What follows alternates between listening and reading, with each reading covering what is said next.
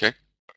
Så hvis jeg gerne vil begynde at handle olie, det jeg vil gøre for det første, altså, som en del af min research, det er, at jeg vil gå tilbage til den sidste arbejdsdag, jeg havde i olie. Lad os sige fredags. Så ændrer jeg det til for eksempel en 5-minutters graf. Så det vi ser her nu, det er olie i fredags. Okay? Så hvad kan jeg lære af olie i fredags? Okay, giv mig lige et øjeblik, og så.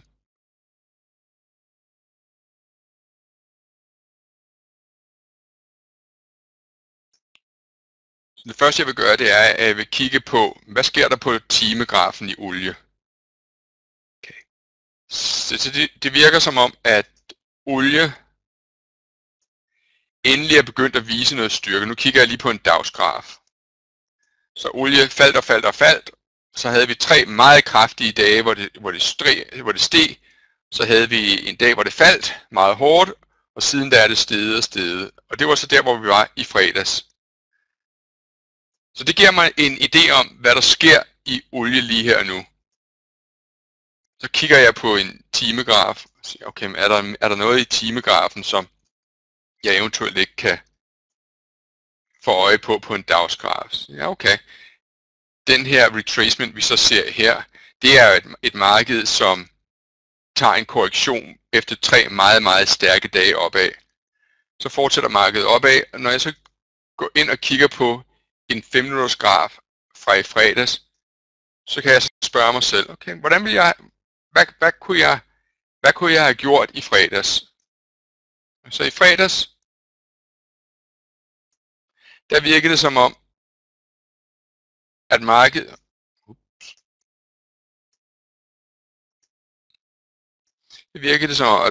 respekterede, eller var interesseret i at købe olie ned omkring $51.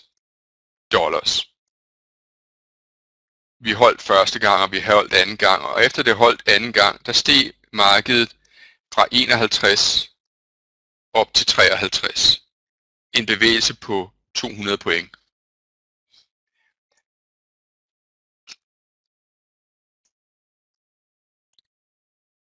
Det første, I bliver nødt til at begynde at træne jer selv til, det er at sige til jer selv igen og igen, jeg ved ikke, hvad markedet vil gøre nu.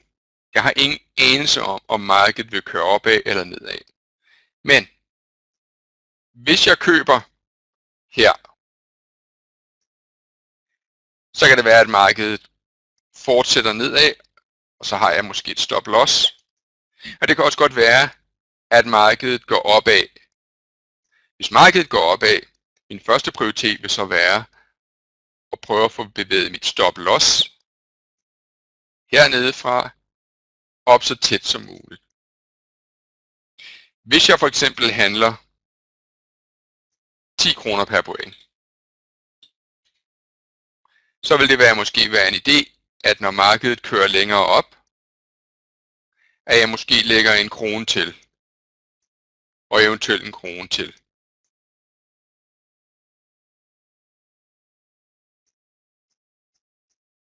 Så i fredags, der havde markedet helt afgjort en tendens til at være i en nedadgående trend den første del af dagen. Men da så markedet virkelig begynder at blive aktivt omkring det tidspunkt, hvor Dow Jones er åbnet, der stiger det meget kraftigt, hvorefter det så falder til lukketid.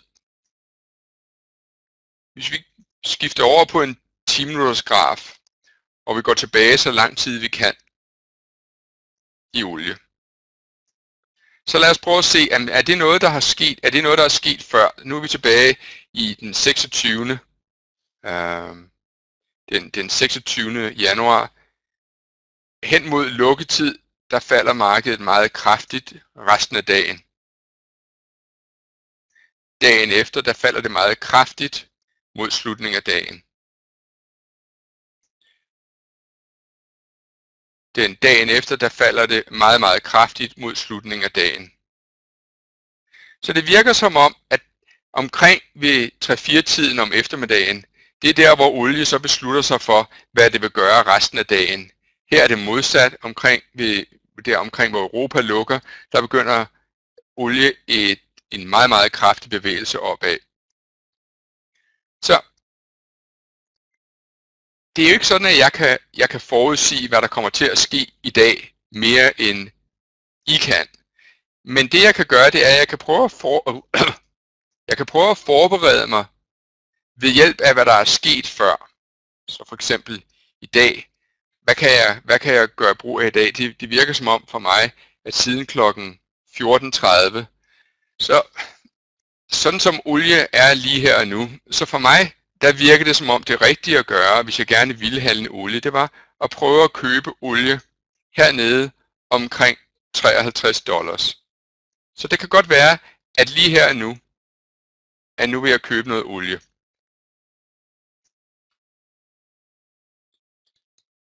Så jeg beslutter mig for at købe noget olie her.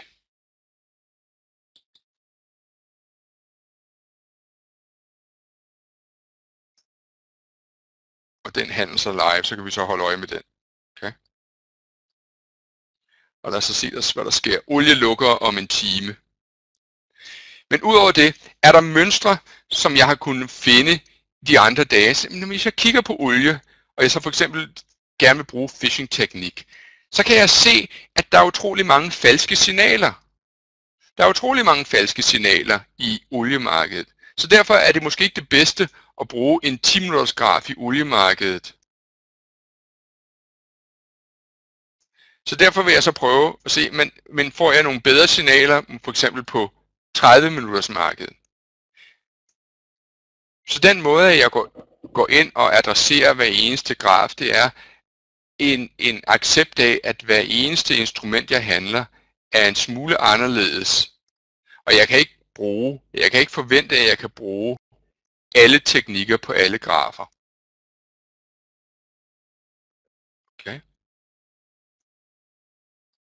Det jeg gjorde foran jeres øjne, uden at vide, hvad der skulle ske i olie, det er, at jeg købte olie her. Og grunden til, at jeg købte olie er, fordi vi har en gammel top. Vi har 2 gamle toppe. Og de gamle top, den blev brudt, og så kom markedet ned og testede det område.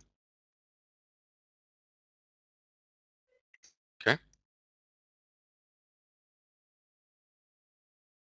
Olie har en tendens til at fortsætte ind og lukke næsten det højeste, det kan, omkring kl. 19:30, hvor det lukker engelsk tid 20:30. Så jeg tænker, jeg holder bare fast ved den her position. Når I er i en position, som for eksempel olie lige nu, hvor vi er oppe i en 3-4.000 kroner. Okay? Det vi kan gøre, det er, at vi kan spørge os selv. Er der et eller andet sted, hvor jeg eventuelt skulle overveje at tage min profit? Så det jeg gør, det er, nu går jeg tilbage i tiden, og så kan jeg se, okay, olie havde i den grad et spike opad her, så må ikke det ville være en meget god idé, hvis jeg tog noget profit i olie omkring $54.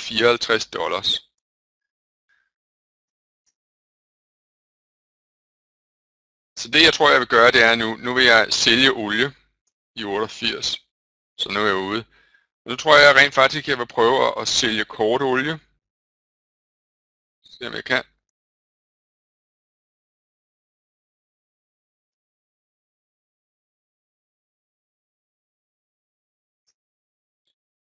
Nu har jeg solgt olie. Og det gør jeg, fordi olie spiker op til en gammel top. Så må vi så se. Men jeg har kun gjort det i en halv størrelse. Så kan jeg så lægge til. Det jeg så kan gøre, det er, at nu kan jeg lægge en ordre ind.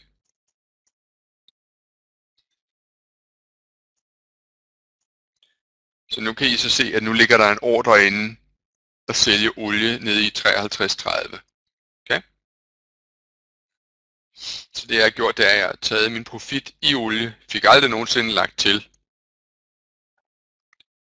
Det oplever man også, at markedet bevæger sig så hurtigt i ens retning, og det når et eller andet givet mål, at man ikke når at få lagt noget til. Det her webseminar er ikke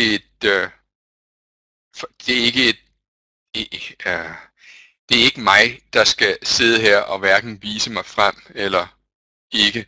Jeg prøver bare at handle for jeres øjne, som jeg vil handle, hvis der ikke var nogen, der sad og kiggede på mig. Så derfor for mig er det fuldstændig naturligt at sælge kort olie op i en gammel top. Men for mig ser det ud som om, at det simpelthen bare var en, hvad skal man kalde det, en gal 20 minutter i oliemarkedet, og nu er vi på vej nedad igen.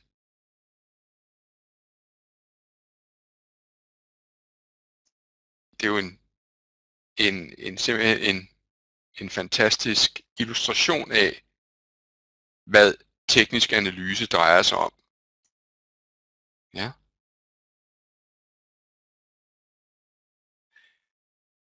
Jeg bliver jo nødt til at lukke den her position nu, gutter, fordi markedet lukker om 5 minutter, så jeg tager 8.000 kroner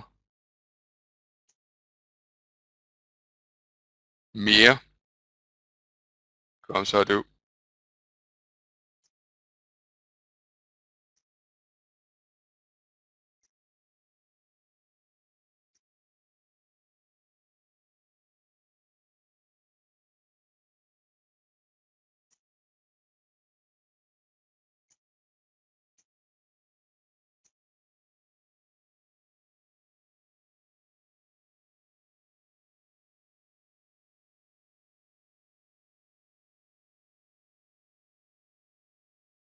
Når jeg skal ud af en position, så kan jeg godt lide at lukke den lidt af gangen, for at se, om jeg kan få en lidt bedre pris.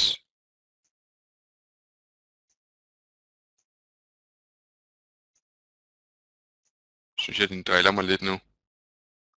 Det er fordi, jeg udfører ordrene på grafen. Jeg er bemærket, at når jeg udfører ordrene på grafen, så får du af en eller anden årsag, så går det lidt langsommere, end det gør, hvis du gør det på selve platformen. Nu er jeg i hvert fald ude af den position. Egentlig et meget godt eksempel på basal teknisk analyse. Og selvfølgelig skal man også være heldig.